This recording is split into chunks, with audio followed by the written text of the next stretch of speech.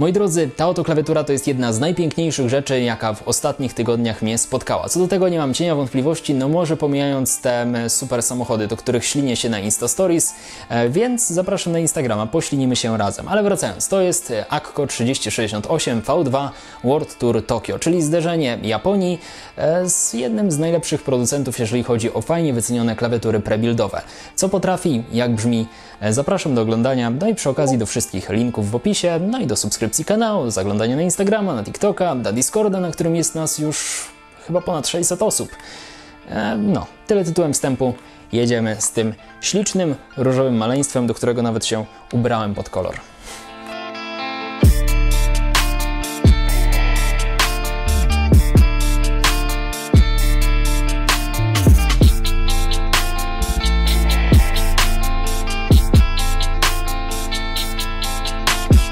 Jakby ktoś zapomniał, to kilka ładnych miesięcy temu miałem okazję testować starszą i większą siostrę dzisiejszej miniaturki. Była to AKKO 3096, odnośnik w karcie. Tutaj natomiast czuć wyższą półkę pod względem wykonania, chociaż cenowo nadal jest bardzo przystępnie wliczając VAT. Około 420 zł za klawiaturę 65%, dopracowaną i wyglądającą bardzo oryginalnie, no to nie jest jakaś wygórowana cena.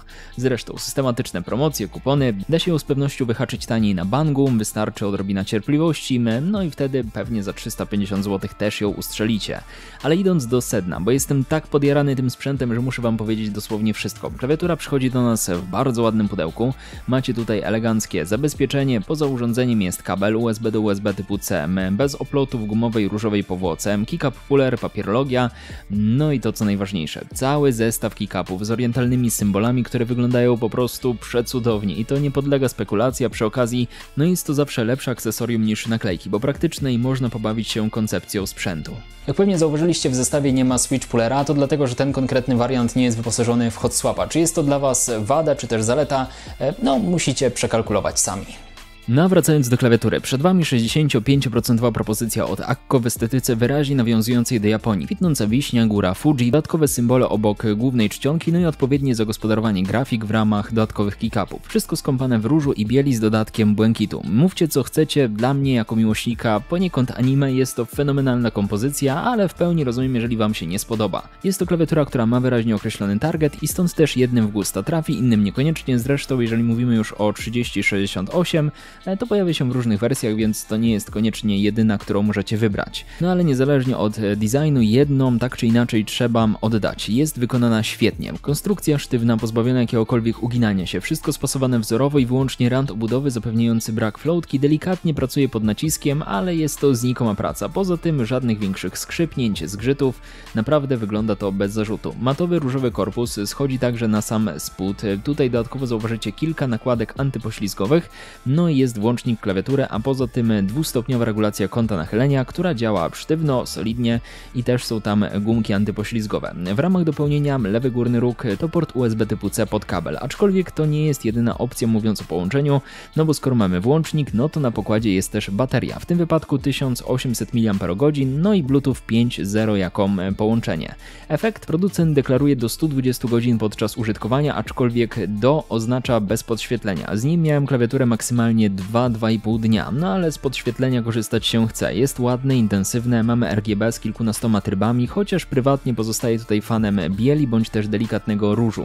Wówczas dobrze dopełnia to całokształt estetyki urządzenia. Wracając natomiast do łączności. Szybka, łatwa, no i do 4 urządzeń jednocześnie, więc jeżeli macie przykładowo Maca, laptopa, no i jeszcze komputer do obsługi, albo chcielibyście tą klawiaturę także sparować z telefonem, nie ma z tym problemu, poszczególne odbiorniki możecie przypisać do konkretnych skrótów. Oczywiście jeżeli chodzi o połączenie Bluetooth, jest to fajna opcja pod kątem pracy, przykładowo pisania tekstów, natomiast jeżeli decydujecie się na jakieś rozgrywki, dajmy na to kompetytywne, no to wtedy może być problem z tym delikatnym opóźnieniem, bądź też czasami klawiatura lubi się odrobinę dłużej zastanowić nad pewną sekwencją, no i nie chciałbym, żeby coś takiego przykładowo u mnie w meczu w kluczowym momencie wystąpiło. Przy okazji również AKKO nie oferuje w tej klawiaturze aplikacji, więc macie wyłącznie aktualizację firmware'u, a jeżeli chcecie przykładowo jakieś rzeczy zaprogramować, dajmy na to makra, bądź też skorzystać z multimediów obecnych na pokładzie, no to wtedy kłania się książeczka, kłania się instrukcja obsługi.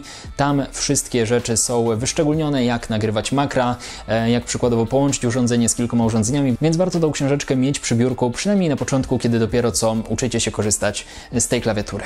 O jednej rzeczy do tej pory nie wspomniałem, a mianowicie o nakładkach. Są to PBT-ki Daisabe, bardzo solidne jak za tą cenę, przyjemne w dotyku, z wyczuwalną fakturą. Profil OM, delikatnie przepuszczają światło w górnej części, to można uznać za swoistą wadę. Czcionka została rozlokowana w rogach keycapów, ewentualne grafiki jak przykładowo na spacji są szczegółowe, wyglądają doskonale i trudno dostrzec jakieś większe niedociągnięcie. Natomiast trzeba mieć na uwadze, że mimo iż klawiatura obsługuje takie rzeczy jak klawisze funkcyjne czy też jakieś multimedia, to nie zostały one oznaczone na bocznych ściankach, więc to jest coś, czego trzeba się wyuczyć na pamięć. Co tu natomiast dużo mówić, keycapy pierwszorzędne dla prebuildu, chociaż więcej dzieje się pod keycapem.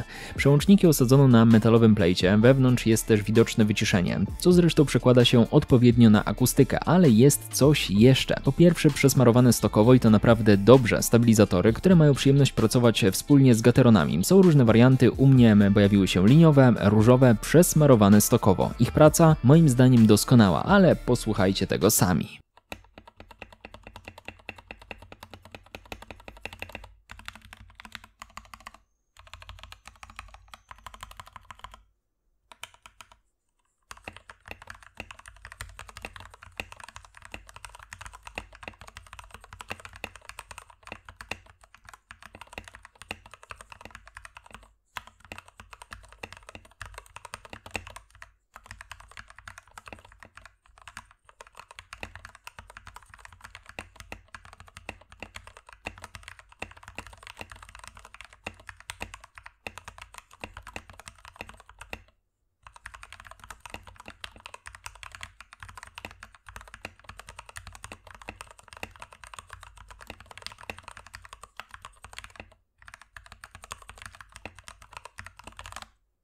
I co? No tak jak mówiłem, klawiatura brzmi zaskakująco przyjemnie. Jej praca jest gładka, szalenie satysfakcjonująca i pozbawiona jakiegokolwiek grzechotania, pingowania, echa. Dostajemy miękki, mięsisty, pozbawiony przetarciem dźwięk. Bardzo mi się to podoba i w zasadzie po wyjęciu z pudełka klawiatura w kwestiach akustycznych sprawia w moim odczuciu jak na tą cenę same pozytywne odczucia. Gdybym był bardzo czepialski, to powiedziałbym, że u mnie akurat backspace jakieś takie delikatne luzy wykazywał, ale są one nieznaczne. W ogóle tutaj taka anegdotka. Z klawiaturą miał styczność miłośnik switchy typu kliki, który wybiera je zawsze bezwzględnie, ale tutaj przyznał, że klawiatura i pisanie na niej jest bardzo ciekawym, płynnym doświadczeniem, bo tak właśnie jest. Switch w wariancie Ping w tej klawiaturze sprawia, że mam ochotę nadal przesiadywać się na 65% urządzeniu, właśnie tym konkretnym. Jest to bowiem klawiatura, która, podkreślam, podczas pracy na Bluetooth nie sprawiła większych problemów, kablowo do rozgrywek też jest godna polecenia. Spójny layout, duża wygoda, stabilność na blacie. Pisząc nawet ten skrypt właśnie na niej nadal mam uśmiech na twarzy, powodowany przez każde kliknięcie i w tej cenie trudno mi dostrzec jednoznaczne wady, chociaż jak mam być grymaśny,